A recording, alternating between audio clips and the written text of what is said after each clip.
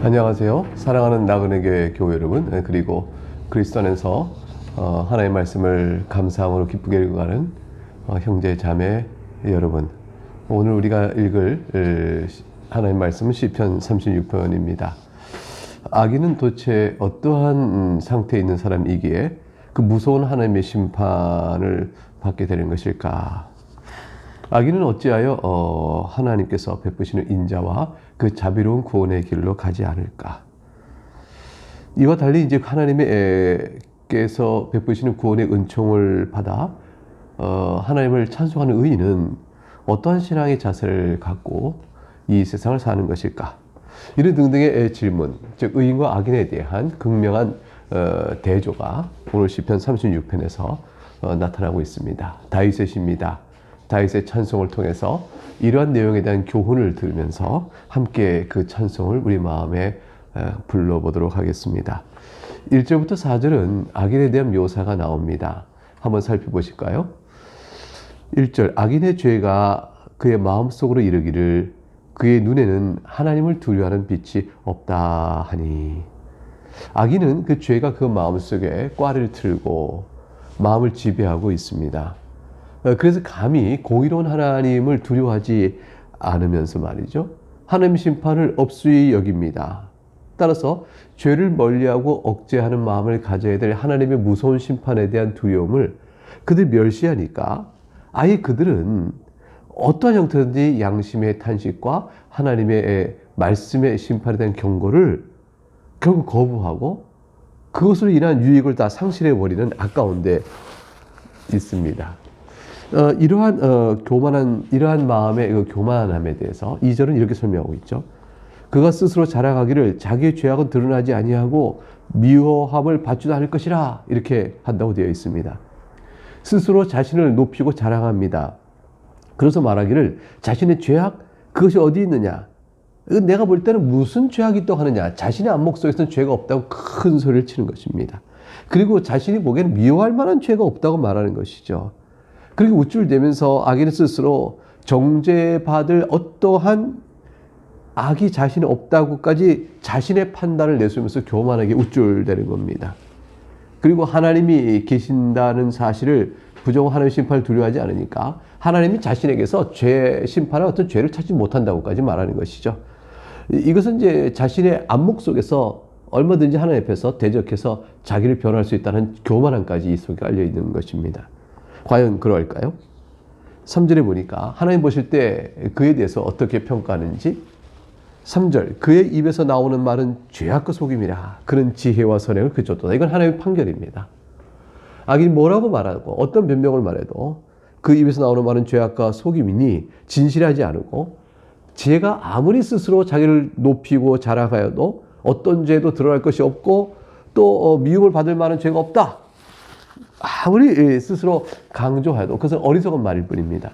지혜롭지 않으며 하나님께서 선행이다 하고 인정받을 일이 전혀 없는 헛된 말일 뿐입니다. 그러한 자들에 비해서 의인은 어떨까요? 악인과 의인의 차이를 보는 또 중요한 한 가지 사실이 4절에 나옵니다. 악인은 선행을 행하는 걸 고사하고 항상 악을 골몰합니다. 어떻게 할 것인가? 4절 볼까요? 그는 그의 침 사이에서 죄악을 꾀하며 스스로 악한 길에 서고 악을 거절하지 아니한도다. 악인의 악함이 어떠합니까? 하루 일상을 마감하고 침상에서 평안을 구하며 감사하는 시간이 이제 침상에 있는 시간인데, 악인은 그곳에서 죄악을 계획합니다. 악인의 죄악은 결코 우발적이지 않고 따라서 의도적이고 또 지속적입니다. 그런 사실을 스스로 죄송합니다. 그러한 사실을 스스로 계획하고 도모하고 악한 길에 자기가 서기를 기뻐하는, 또 악을 거절하지 않는 모습을 갖고 있기 때문에 오늘 이러한 사실에 기초해서 오늘 4절은 그들이 스스로 악한 길에 서고 악을 거절한다 해서 그들의 고의성을 강하게 책망하고 있습니다. 악인은 하나님 앞에서 자기의 죄악에 대하여 변명할 길이 없는 것이죠. 악인은 악을 거부할 이유를 모른다. 도리어 악을 환영한다. 이렇게 볼 것입니다. 그러나 사랑하는 교회 여러분, 하나님은 어떤 분이십니까? 우리는 어떠해야 할까요? 선을 환영하고 악을 거절해야 합니다. 그것이 하나님의 뜻입니다. 이렇게 악인이 자기를 스스로 아무리 높이고 또 그런다 할지라도 의인이 고백하는 하나님은 악인이 생각하는 것 같지만 그렇게 그런 하나님이 아닙니다. 5절과 9절을 볼까요? 여호와여 주의 인자하심이 하늘에 있고 주의 진실하심이 공중에 사무쳤으며. 의인이 고백하는 하나님은 어떤 분이냐면 실로 인자하시고 또한 진실하신 분입니다. 이스라엘은 이 고백을 가장 정확하게 할 수 있는 자들이죠. 왜냐하면 그들이 하나님부터 은혜를 받았기 때문입니다. 하나님께서 이스라엘과 언약을 맺으시고 이스라엘의 하나님이 되어주시고 이스라엘을 하나님의 백성으로 삼아주셨으니 이것은 인자하심으로 인한 것 외에 다른 설명이 없지요. 또한 하나님께서는 이렇게 언약을 맺으심으로 이스라엘을 자기 자녀 삼으시고 이스라엘 하나님 되시는 이 귀한 언약의 뜻을 변치 않는 신실함으로 지켜주십니다. 그래서 이스라엘에게는 하나님께서 긍휼과 자비를 베풀어 주시는 것이죠. 그렇기 때문에 하나님은 과연 진실하신 분이신 것입니다. 이것은 우리에게도 마찬가지입니다. 우리가 그리스도 예수 안에서 바로 하나님의 인자하심과 진실하심의 은혜를 누리고 있는 자들이라 이렇게 볼 수가 있습니다. 여러분의 하나님은 여러분을 향하여 그리스도 안에서 그 인자하심을 거두지 아니하시며 그리스도 안에서 약속하신 구원의 은혜를 결코 변경하지 않으시는 실로 신실하시고 진실하신 분이십니다. 6절에 보니까 하나님은 어떤 분이신가? 다윗은 이렇게 고백합니다. 주의 의는 하나님의 산들과 같고 주의 심판은 큰 바다와 같으니이다. 여호와여 주는 사람과 짐승을 구하여 주시나이다. 6절에서 말하는 바는 하나님의 다스림, 하나님의 통치에 대하여 말하고 있는 것입니다. 하나님께서는 그가 만드신 창조 세계를 의로움으로 다스려 주시고요. 또한 주의 심판, 주의 판단으로 다스리시니 그 판단 속에는 그 지혜로움이 가득 차 있죠. 그래서 하나님의 지혜로움과 의로움은 마치 산들과 같고 큰 바다와 같다라고 말하므로 그것이 무궁하며 변치 않고 요동치 않다는 사실을 보여줍니다. 과연 하나님께서는 헤아릴 길이 없는 의로움과 지혜로 견고하게 판단하시어 사람과 짐승의 생명을 창조하신 그 세계 안에서 보존하시고 또 그들의 생명의 보존을 위해 필요한 모든 것들을 또한 제공해 주십니다. 7절에 가면 그 같은 하나님의 통치의 능력과 그 지혜로움을 찬송한 이후에 7절에서 하나님의 인자하심에 대한 강조가 다시 한번 돌아옵니다. 왜 그럴까요? 하나님이여 주의 인자하심이 어찌 그리 보배로우신지요? 사람들이 주의 날개 그늘 아래 피하나이다. 바로 여기서 주의 날개 그늘 아래 피하기를 원하는 일정한 무리가 있고 하나님을 배척하고 자신을 높이는 그런 또한 부류가 있으니 의인과 악인의 구분이 나타나는 것입니다. 하나님의 일반적인 통치 아래 살아가는 모든 피조물들, 그 중에 특별히 사람들 가운데서 나눔, 구분이 영적 성질에 따라서 있게 되어지는 것이죠. 7절, 하나님의 다스림 안에서 주의 날개를 피하는 자들이 다 주의 인자하심을 맛보아 주님만을 의지하고 주의 날개 그늘에 있기를 원하는 자들, 그런 자들이 도대체 어떤 자들일까요? 그런 자는 하나님의 인자하심이 실로 보배롭다는 것을 고백하는 자들이에요. 그걸 맛본 사람들입니다. 여러분은 어떻습니까? 우리는 하나님의 인자하심과 자비로우심을 우리의 죄에 대한 실상과 비교하여 우리는 넉넉히 고백하고 충만히 고백하고 하나님께 올려드리죠. 우리는 그 하나님의 인자하심과 자비로움이 없이는 이 땅에서 결코 살아갈 수 없는 그런 사람들입니다. 이렇게 하나님의 인자하심에 의지하고 그것을 가장 보배롭게 여깁니다. 이 세상에 어떤 것보다 더 보배롭게 여기는 이들이 하나님의 날개 아래, 그늘 아래로 피하게 될 때 하나님께서 그들에게 무엇을 그 인자하심을 따라 베푸실까요? 8절에 그 말씀이 나옵니다. 그들이 주의 집에 있는 살진 것으로 풍족할 것이라. 주께서 주의 복락의 강물을 마시게 하리이다. 이 주의 집이란 것은 다윗 때는 이제 성전이 있기 전이니까 솔로몬 때 성전이 지어지니까요. 성막을 가리킬 텐데 성막으로 예표되고 있는 그 하나님 나라를 가리키는 것이죠. 그러니까 하나님의 다스림, 즉 통치 안에서 자신에게 주어지는 가장 좋은 것들로 풍족하게 될 것이라. 하나님께서 자기 그늘에 오는 자를 다스리시면서 베푸시는 하나님 나라의 가장 좋은 것, 그걸 살진 것이요 복락의 강물이라 이렇게 표현했는데 가장 아름답고 좋은 것으로 주어지는 그 복, 그것은 바로 뭘까요?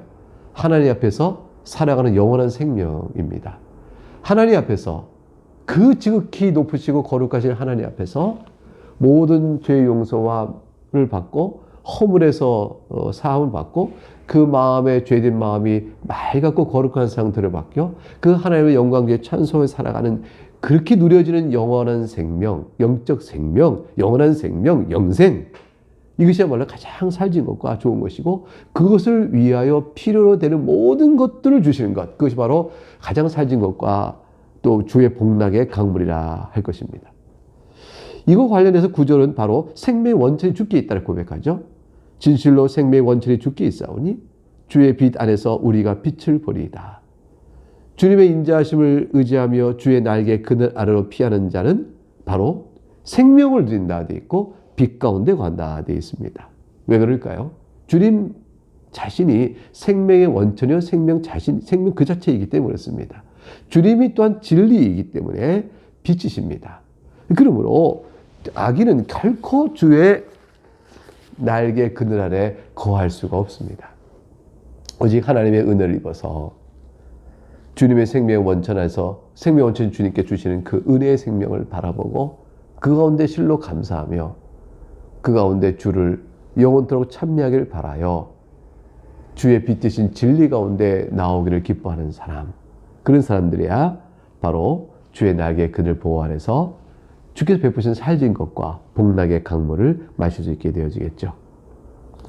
10절과 12절 마지막 오늘 시편의 단락에 가게 되면 다윗은 하나님이 이루어진 분이므로 이제 하나님의 인자하심과 공의로움에 의지해서 하나님의 판결과 악인에 대한 심판을 강구하는 내용으로 이어집니다. 10절을 볼까요? 주를 아는 자들에게 주의 인자하심을 계속 베푸시며 마음이 정직한 자에게 주의 공의를 베푸소서. 교만한 자의 발이 내게 이르지 못하게 하시며 악인들의 손이 나를 쫓아내지 못하게 하소서. 악을 행하는 자들이 거기서 넘어졌으니 엎드러지고 다시 일어날 수 없으리이다. 이 세 절의 말씀 속의 내용은 주를 아는 자, 마음이 정직한 자, 다시 말해서 하나님을 진실한 마음으로 경외하는 자, 이러한 자들에게 하나님께서 인자하심으로 대하시고 또 공의를 베풀어 주십니다. 공의를 베푸신다는 말은 뭐냐면 악인들이 무고와 또 중상으로 까닭없이 하나님의 자녀, 의인들, 즉 마음 중심에서 하나님을 진실한 마음으로 경외하는 자를 해하려고 할 때 까닭없이 또 연고 없이 당하는 이 모든 해에서 이들을 구원하고자 하는 하나님의 손길이 있길 바랄 때 우리가 공의를 구하게 되어집니다.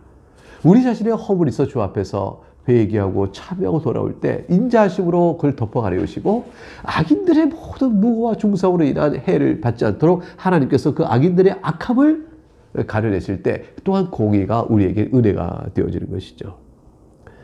그래서 교만한 자들, 곧 하나님을 두려움이 없고 마음에 그 죄의 뿌리가 단단히 내려져서 그로 인해 지배받고 있는 자들을 하나님께서 심판해 주시기를 간구합니다. 그래서 11절에 말하는 바와 같이 다윗은 이들의 발과 손이 의인된 하나님의 자녀에게 향하여 닿지 못하게 하시고 이들의 의인들에게 향한 모든 악의 도모, 침상에서 골몰하며 악을 행할 걸 따졌던 저들의 모든 계획이 다 좌절되고 넘어지게 하시고 엎드러지게 하시고 다시 일어서지 못하도록 심판해 주시기를 간구하는 것입니다.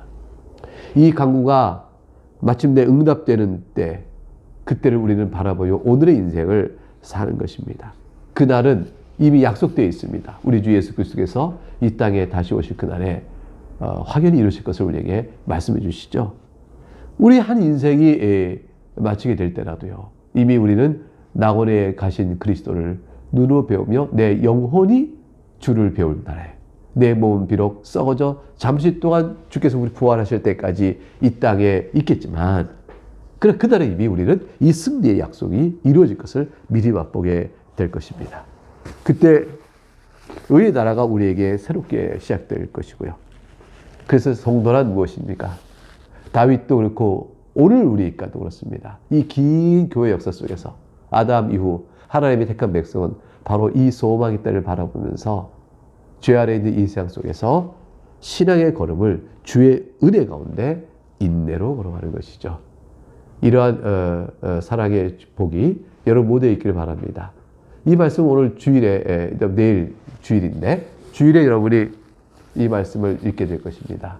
오늘도 그 신앙의 인내의 길 속에서 우리 모두는 다 하나님께 나와 예배하는 그런 큰 은혜를 이날에 또 우리가 누렸던 것이죠.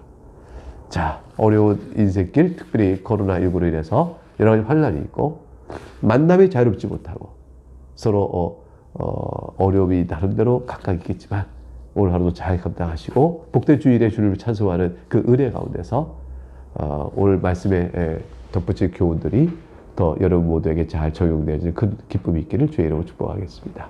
내일 다시 뵙겠습니다. 감사합니다.